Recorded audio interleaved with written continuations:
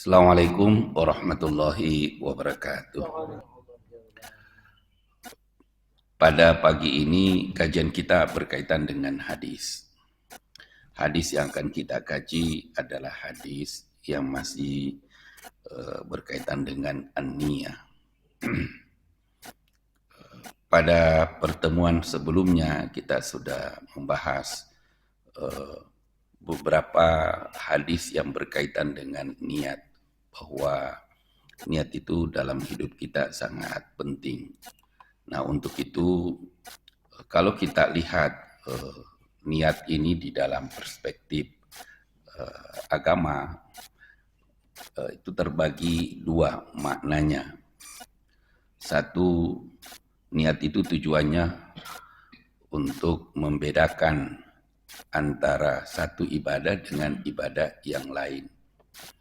Kemudian yang kedua, untuk apa dan apa maksud kita melakukan ibadah itu kan beda. Kalau untuk membedakan ibadah antara satu dengan yang lainnya, maka itu kajiannya fikih.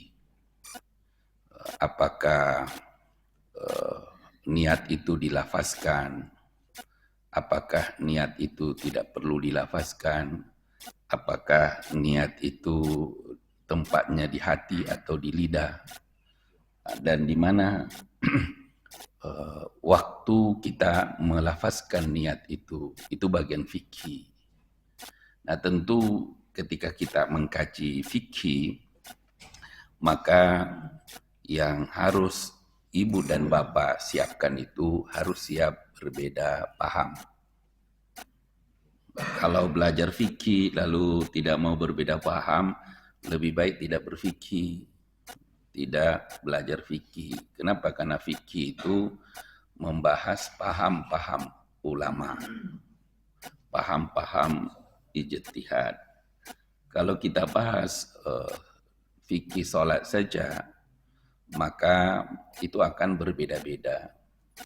Sehingga kalau bapak dan ibu sholat di Masjidil Haram, itu kelihatan bahwa fikih sholat itu sendiri ternyata macam-macamnya banyak, bukan hanya satu. Kalau kita ke Mesir, ya akan berbeda. Kalau kita ke Turki, kalau kita ke Turki akan berbeda. Kalau kita ke Afrika, sholatnya sama, tapi tata caranya yang berbeda.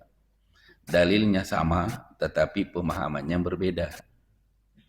Ya karena fikih itu kan dari dalil. Dalil itulah yang dikaji oleh ulama, sehingga nanti keluarlah paham dia. Paham. Jadi fikih itu al-fahmu. Al-fahmu. Sehingga paham-paham itu disebutlah nanti mazhab. Mazhab itu kan dari kata zahaba, pergi, panutan, yang dituju, yang didatangi. Atau orang itu pergi ke paham itu. Sehingga dia melakukan atau melaksanakan ibadah itu sesuai paham tersebut. Nah, kalau kita berbicara tentang fikih, itu beda kalau berbicara tentang akidah, tauhid. Kalau tauhid, nggak boleh taklid, harus paham dalilnya. Allah itu esa, harus tahu dalilnya. Allah itu pencipta, nggak boleh kata ustadz, nggak boleh kata guru, tetapi itu harus berdasarkan dalil. Oh, itu Al-Quran, itu hadis. Tapi kalau kita belajar fikih, maka boleh kita mengikuti fikih ulama yang kita anggap itu memang layak untuk kita ikuti, atau ustadz yang layak untuk kita ikuti. Boleh taklid lah. Kenapa?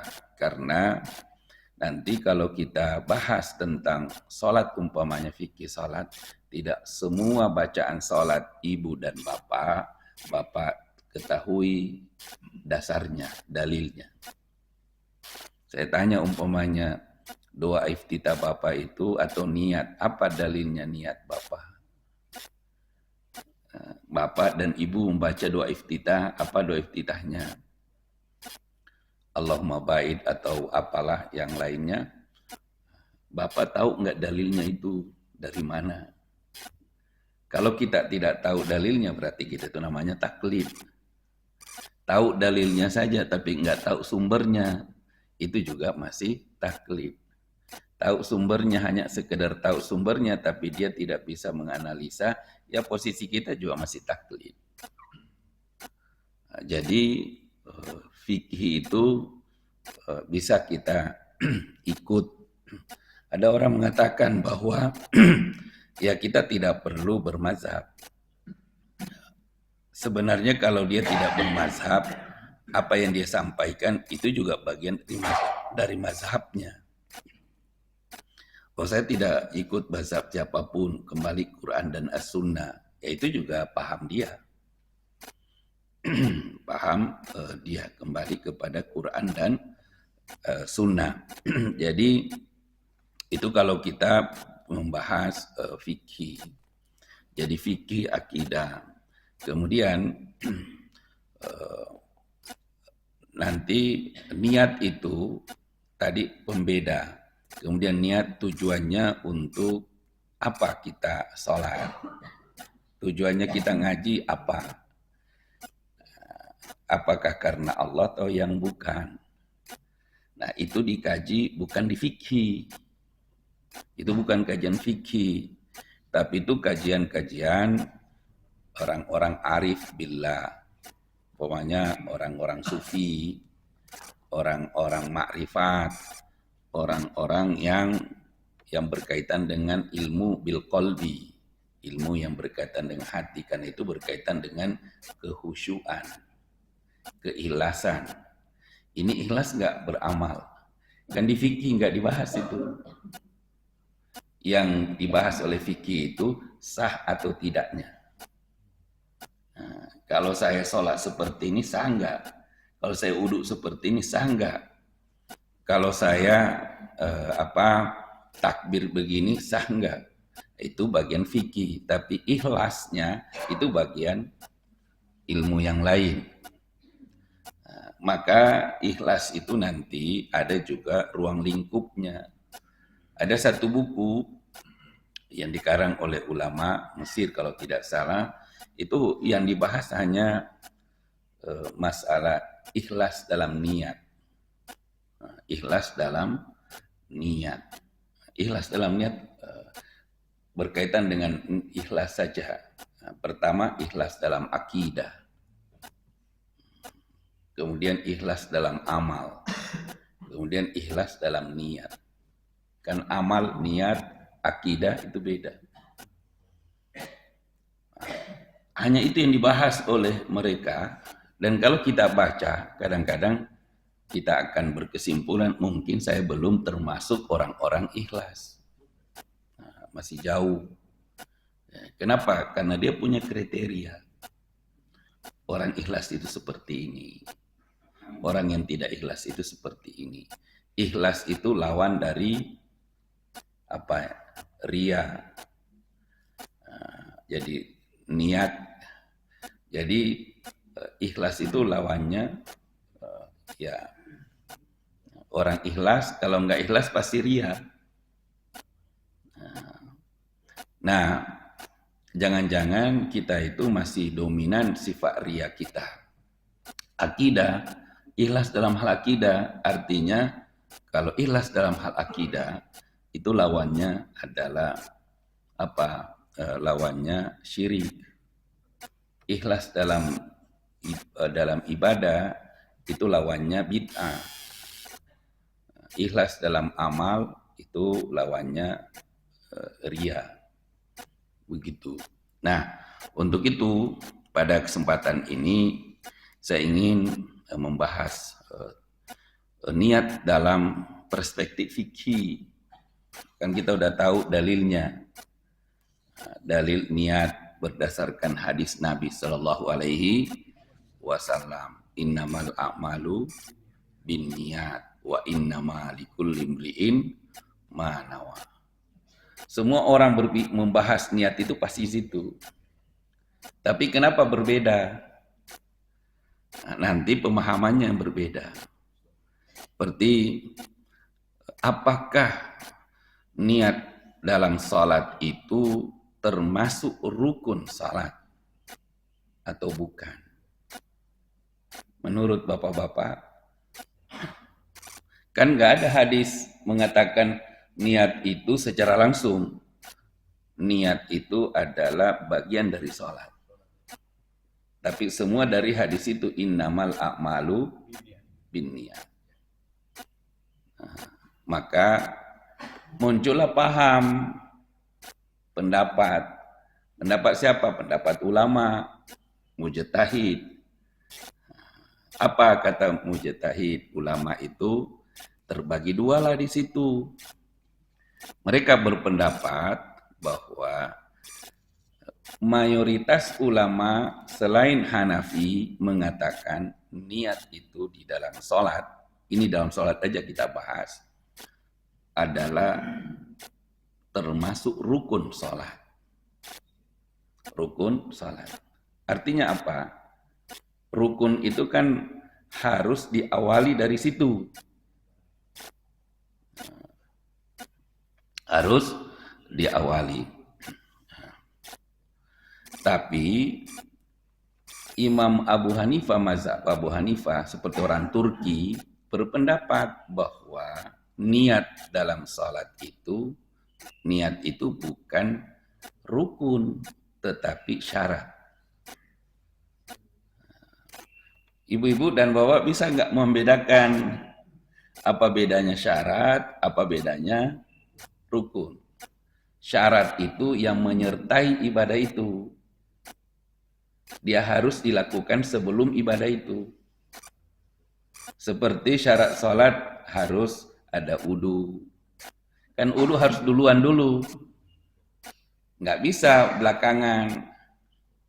Walaupun di dalam surat An-Nisa disebutkan di situ, ya ayyuhalladzina amanu iza kumtum ilas shalah, menggunakan fi'il madhi. Fi'il madhi itu pekerjaan yang sudah lampau, yang sudah selesai.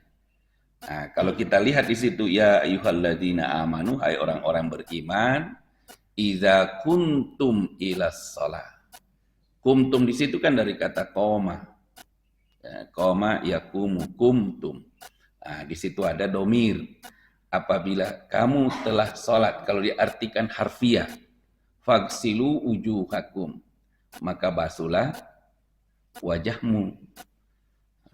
Sehingga kalau kita lihat secara letterlek ayat itu, maka wudu itu setelah sholat. Wudu itu setelah sholat. Kenapa? Fi'il madhi. Fi'il madhi. Tetapi nggak mungkinlah sholat subuh dulu baru wudu. Secara logika juga nggak masuk akal kan. Nggak mungkinlah setelah sholat zuhur baru wudu. Nah, dari mana ulama memahami itu bahwa ini fi'il madhi tetapi penggunaannya untuk fi'il mudhari. Nah, ada di situ idza. Setiap kalimat atau fi'il madhi yang diawali dengan apa? Idza kumtum wa idza quri'a. Wa idza quri'a itu kan wa idza quri'a alaihimul Qur'an fastami'u lahu wa ansitu. Idza quri'a, ya jadi kata-kata idza di situ yang merubah makna fi'il madhi itu menjadi fi'il mudhari. Bahwa yang dimaksud fi'il ini adalah fi'il mudhari. Artinya wudu itu mendahului sholat. Sama. Membaca Quran itu apakah ta'awuznya itu di awal atau di akhir? Kan ayatnya juga sama. Apabila kamu membaca Al-Quran, fasta'iz billahi minah syaitonir rajim. Idza qara'tal Qur'an fasta'iz minasyaitonir rajim. Apabila kamu membaca Quran, kalau dilihat dari apa? Dari katanya di situ, lafaznya, ya memang membaca isti'adzah itu setelah baca Quran. Terjadilah nanti paham di situ. Ada yang membaca isti'adzah sebelum membaca Quran, ada juga akhirnya mengakhiri bacaannya itu juga dengan isti'adzah. Itu kalau dikaji dalam hal fikih. Nah, kemudian tadi bahwa salat itu harus wudu dulu baru salat.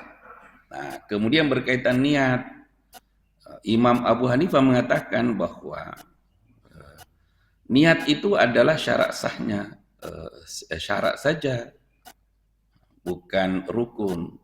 Itu yang mendahului. Nah, kalau rukun yang menyertai ibadah itu,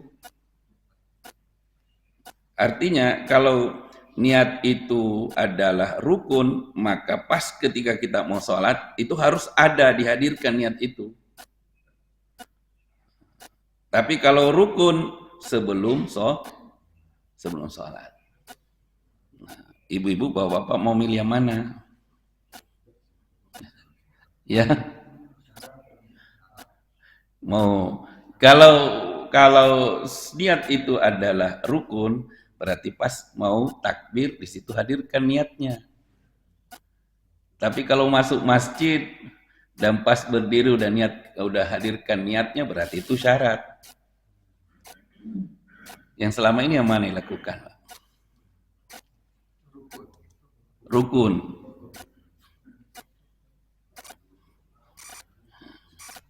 Ya. Ya. Terserah bapak-bapak mau milih yang mana.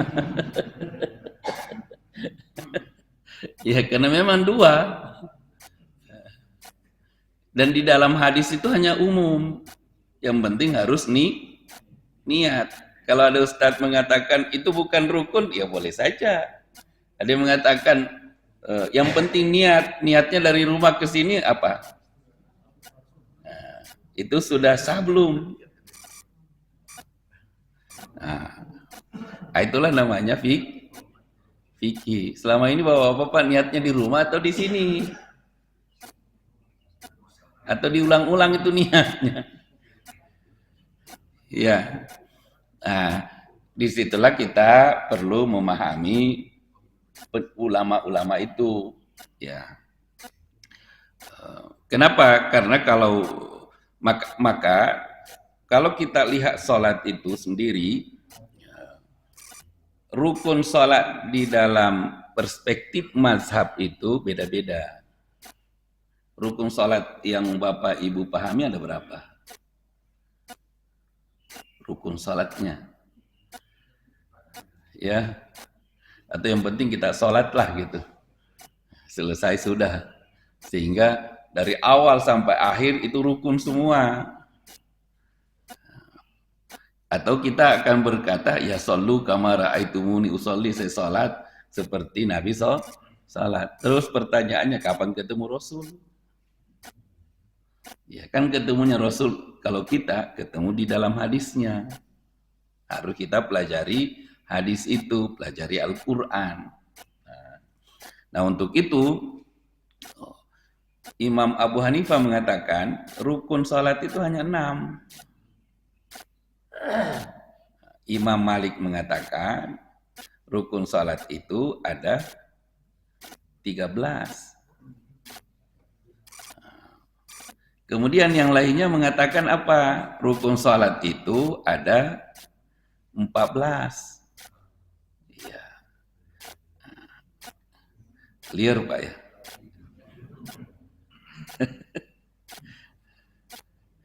Jadi kalau kita berpikir seperti itu, kalau Maliki Syafi'i itu, kalau Maliki tadi berapa? 14 ya?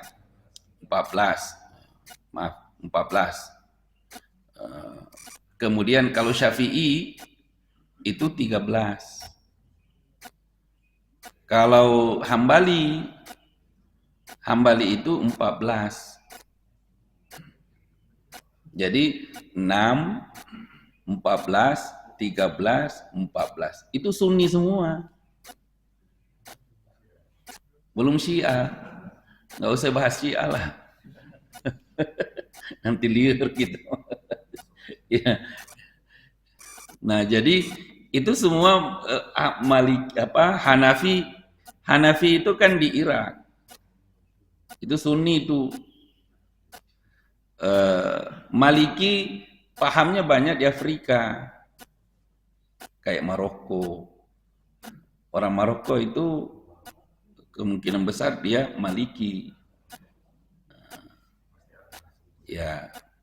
Kemudian sebagian ada juga Hanafi. Tapi yang jelas Afrika itu, daerah Afrika itu kebanyakan mereka Maliki. Maka kalau mereka sholat, kalau Maliki itu kan nggak baca basmalah sama sekali. Kalau dia sholat. Kenapa? Karena basmalah itu bukan Quran awal Al-Fatihah. Maliki. Berdasarkan bacaan Qurra. Bacaan Qurra. Artinya orang-orang yang ahli di bidang Al-Quran. Kan ada dua pendapat. Satu, basmalah itu bukanlah awal ayat Al-Quran atau awal surat. Basmalah hanya berada di surat An-Naml. Innahu min Sulaiman wa innahu bismillahirrahmanirrahim. Hanya itu. Yang lainnya enggak. Qurra yang lain mengatakan enggak, setiap awal basmalah, awal surat itu kecuali At-Taubah itu adalah basmalah dulu. Ada lagi yang berpendapat enggak, tapi dibacanya sir. Ada lagi dibacanya jahar, ada lagi tidak perlu dibaca. Yang perlu dibaca dalam baca Al-Quran itu apa? Isti'azah. A'udzubillahi minasyaitonirrajim, bukan bismillahirrahmanirrahim. Tapi kan itu ada perintahnya. Nanti kita bahas itu di tafsir. Nah, kemudian jadi kalau Maliki 14 rukun. Kalau Bapak-bapak selama ini pahami berapa rukun? Atau waktu guru kita ngajar waktu itu kebetulan kita ke WC ya. Jadi nggak ingat angkanya. Imam Syafi'i itu 13, kalau mazhab Syafi'i 13. Kemudian Hambali itu 14. Jadi kalau kita ke Malaysia, kita ke Brunei itu Syafi'i. Kita ke Mesir itu kebanyakan Syafi'i. Maka sholatnya di sana itu lebih banyak merujuk mazhab Syafi'i. Tapi kalau Bapak ke Turki itu pasti Hanafi. Rukun sholatnya hanya 6. Enak itu. Nggak banyak diingat. Nggak susah hafalnya, 6 aja. Tetapi niat itu tidak termasuk rukun. Bahkan nanti takbir pun kalau kita bahas, itu pun bukan juga rukun kalau Imam Hanafi. Yang rukunnya itu berdiri dalam sholat. Nah, kalau Bapak ke Saudi, itu Hambali. Mazhabnya Saudi itu Hambali. Rukun sholatnya ada 14. Ada 14. Nah, Bapak Ibu mau ikut yang mana? Atau mau buat mazhab sendiri?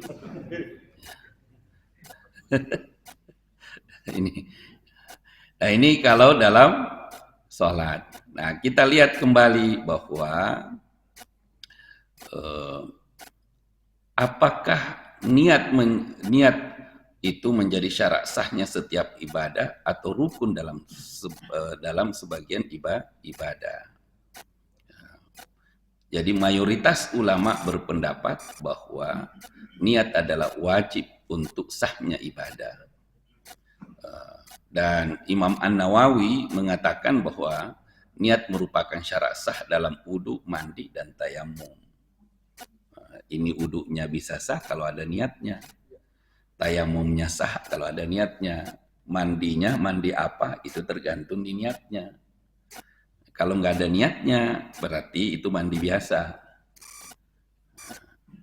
Jadi kalau Bapak tidak punya niat dalam mandi, itu mandi biasa.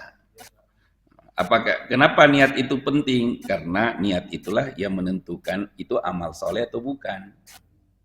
Atau kebiasaan. Jangan sampai dalam hidup kita ini lebih banyak kebiasaan daripada amal ibadah. Kenapa nggak ada niatnya? Bapak-bapak nikah niatnya naon? Kan ada juga orang nikah itu bukan karena ibadah. Bukan karena ibadah. Punya anak untuk apa? Itu harus ke sana semua. Jadi itulah pentingnya saya katakan masalah niat itu. Nah, untuk itu kita lihat lagi bahwa bagaimana pandangan ulama itu tentang niat. Niat tadi udah terbagi dua. Sekarang tempatnya niat di mana? Selama ini kalau Bapak niat di hati atau di lidah? Di hati dan di lidah. Ya. Dua-duanya. Ya. Adapun, ini menurut hadisnya sama, innamal a'malu binniyat, tapi kan hadis itu tidak mengatakan dan tidak menyampaikan, tidak menyebut tempat niat. Lahirlah itu namanya fikih. Ulama lah yang menggali kira-kira niat itu tempatnya di mana? Di hati atau di lidah? Di hati. Para ulama sepakat bahwa niat itu tempatnya di kolbu, di hati. Kenapa? Sebab namanya niat itu al-qasdu, al-iradah. Jadi niat itu di dalam hati. Kenapa? Karena niat itu adalah maksud. Apa maksud kita? Kan maksud itu harus dalam hati. Tujuan. Apa tujuan kita? Dorongan yang lahir dari hati itu niat. Apa dorongan dalam hati untuk melakukan suatu perbuatan? Apa dorongan hati untuk melakukan sholat? Itu yang dinilai oleh Allah Subhanahu wa Ta'ala. Ia tidak sekedar ucapan, tetapi tekad batin yang mengerahkan amal kepada tujuan tertentu. Jadi kalau ibu dan bapak hanya mengucapkan tapi tidak lahir dari hati, itu bukan niat. Karena niat itu harus di dalam sumbernya dalam hati. Kenapa?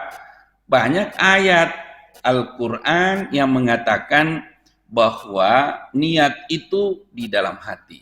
Salah satu di antaranya surat Al-Baqarah ayat 225. La yu'akhidhukumullahu billagwi fi aimanikum walaki yu'akhidhukum bima kasabat qulubukum. Allah tidak akan menghukum kamu disebabkan sumpahmu yang tidak dimaksud untuk bersumpah. Kalau hanya ngomong, itu nggak dianggap oleh Allah dalam hal sumpah. Tetapi Allah akan menghukum kamu disebabkan sumpahmu yang disengaja oleh hatimu. Disengaja oleh hatimu. Jadi yang dinilai oleh Allah itu yang dalam hati. Jadi kalau orang yang korupsi yang nyimpan emas 74 gram itu kumaha, Pak?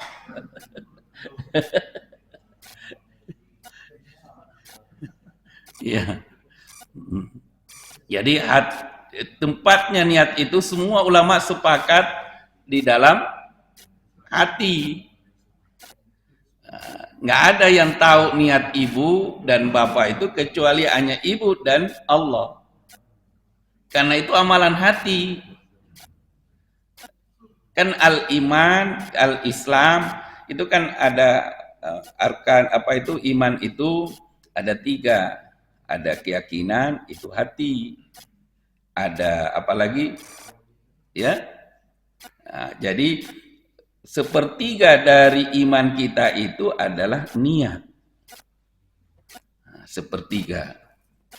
Karena yang lainnya itu ucapan, kemudian amalan. Jadi kalau kita ini meyakini iman itu tetapi tidak diucapkan, itu hanya sepertiga iman kita. 2/3-nya belum. Kalau diyakini dan diucapkan tapi tidak diamalkan, itu baru 2/3, sepertiganya hilang. Nah, sepertiganya. Baru iman itu sempurna kalau diyakini, diucapkan dan diamalkan. Nah ini. Untuk itu kata ulama bahwa niat itu urusan hati, bukan urusan lisan. Mau berbusa-busa mulut kita mengatakan lillahi ta'ala, tapi hati kita tidak ikut, tidak selaras, tidak berbanding lurus qalbu dan lisan, maka itu tidak benar. Nah, kita mengatakan lillahi ta'ala, tapi muncul di dalam hati kita ingin dipuji orang, nah itu yang dinilai oleh Allah. Saya ini ikhlas berinfak, tapi hatinya supaya dilihat orang. Nah itu yang dinilai oleh Allah, bukan mulutnya. Saya ini datang ke masjid ikhlas, tapi dalam hati kita supaya disebut soleh. Nah itu yang dinilai oleh Allah, mulutnya enggak. Paham maksudnya itu? Ya. Jadi kita bilang, oh saya baca Quran ikhlas, tapi hatinya ya supaya saya alim. Nah, itu yang dinilai oleh Allah. Kenapa? Karena itu yang muncul di dalam hati. Mulut ngomong tapi berbeda dengan hati. Hati itu nggak mungkin berubah-ubah. Hati itu nggak bisa dibohongi. Kalau mulut berubah-ubah. Di depan sumuhun, tapi di belakang kan itu. Nah, kalau dia ketemu dengan kita, ngobrol dengan kita, ya sumuhun. Nah, tapi kalau sudah jauh, iya. Artinya lidah itu berubah. Nah, coba aja lihat orang yang ditangkap sama KPK, lidahnya itu berubah-ubah. Iya. Ketika di depan TV berubah, nanti di depan penyidik berubah, ketika di keluarganya berubah.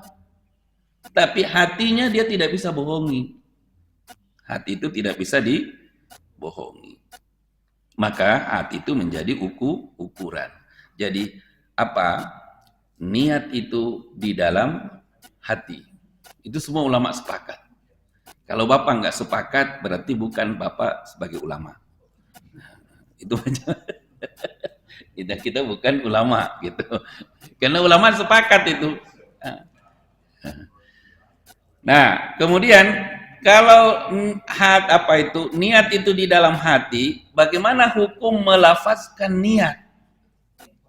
Melafazkan niat. Kan di dalam hadis tidak ada hadis yang mengatakan lafazkan niat. Innamal a'malu bin niat. Ayatnya la yu'akhizukumullahu billaghwi fi aymanikum wa ma umiru illa liya'budullaha mukhlishina lahu din. Itu umum. Nah, sekarang bagaimana kalau melafazkan niat? Ada enggak ibu-ibu sering melafazkan niatnya? Bapak-bapak kalau mau sholat, ya, itu bukan niat. Niatnya itu di dalam hati. Nah, kita lihat bagaimana pandangan ulama ini dalam hal melafazkan niat. Talaffuzu bin niyah. Sebagian ulama Syafi'iyah dan Hanafiyah, menyunnahkan melafazkan niat dengan suara lirih. Suaranya lirih. Tujuannya untuk membantu hati menghadirkan niat.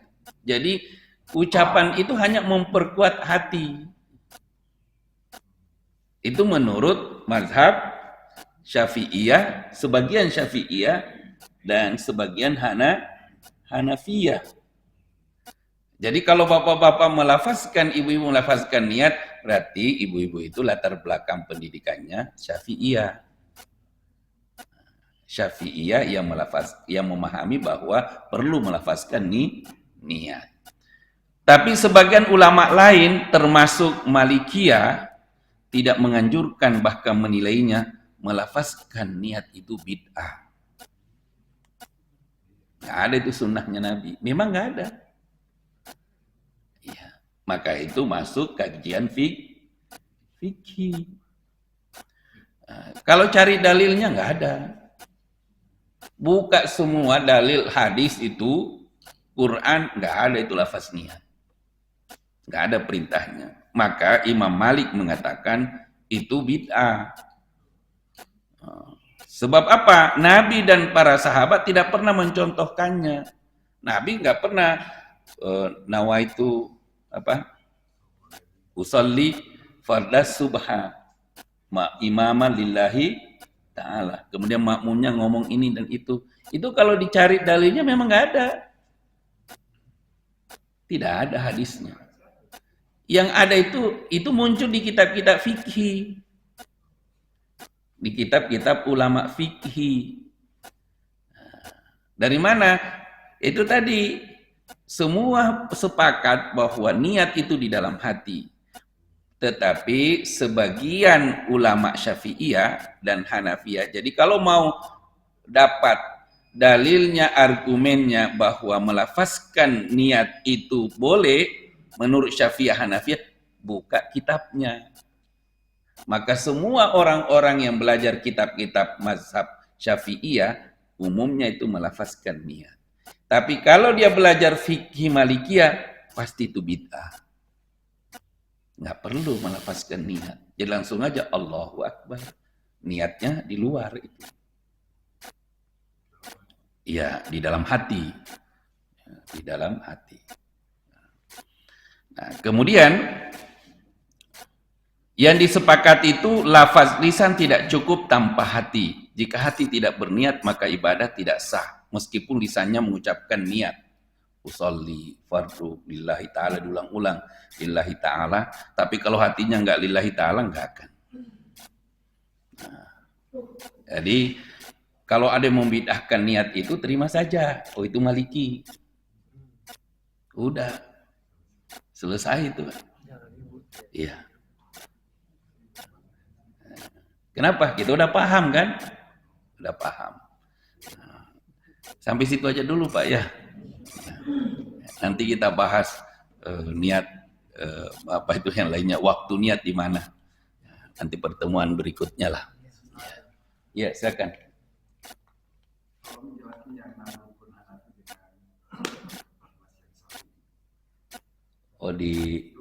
Rukunnya. Oh, panjang juga itu. Ya.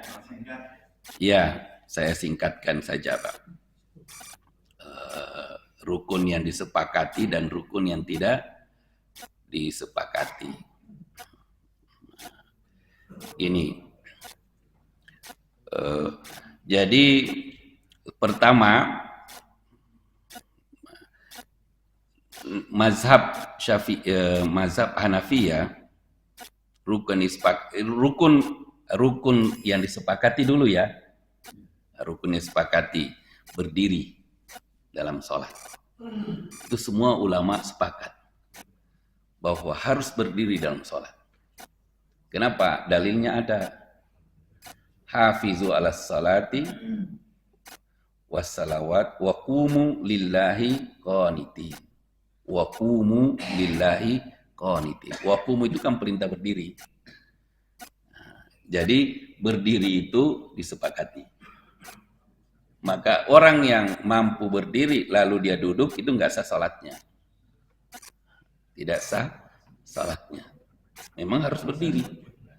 Nah, Kemudian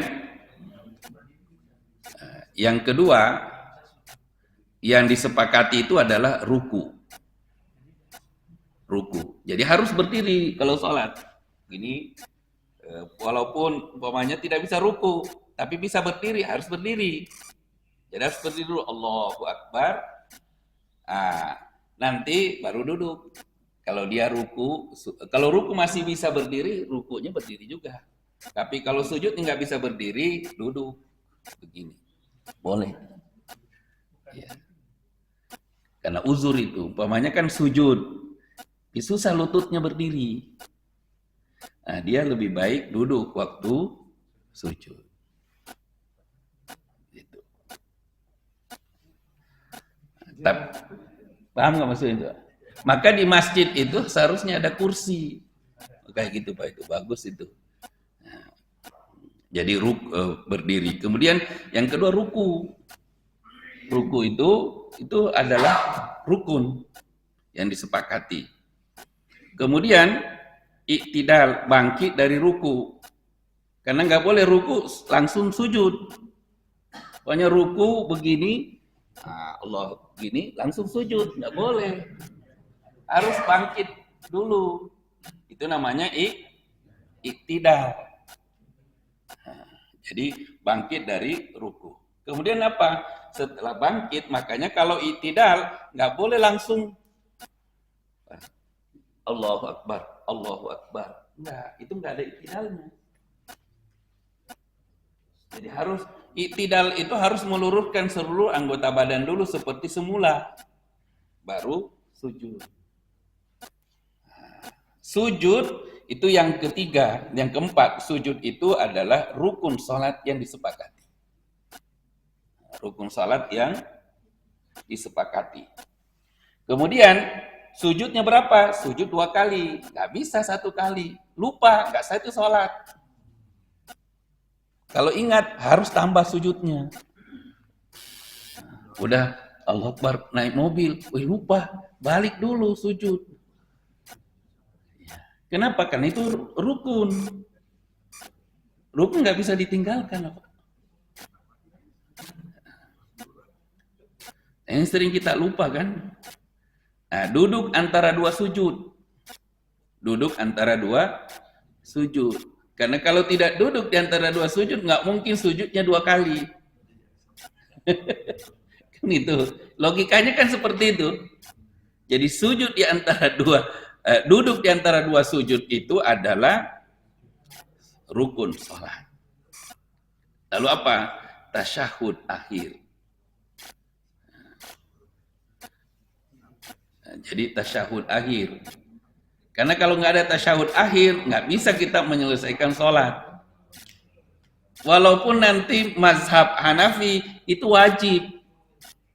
Gini, nanti itu kalau rukun itu nggak bisa diganti, nggak bisa, itu syarat sahnya sholat. Kalau wajib masih bisa diganti dengan sujud sahwi. Kalau Hanafi, itu pentingnya kita pahami mazhab orang. Ini Hanafi. Kalau wajib itu dia wajib. Artinya boleh dia sekedar tasyahud langsung salam. Makanya orang-orang Hanafi itu sholatnya lebih cepat dari kita. Kenapa? Dia simpelkan. Kemudian terakhir salam.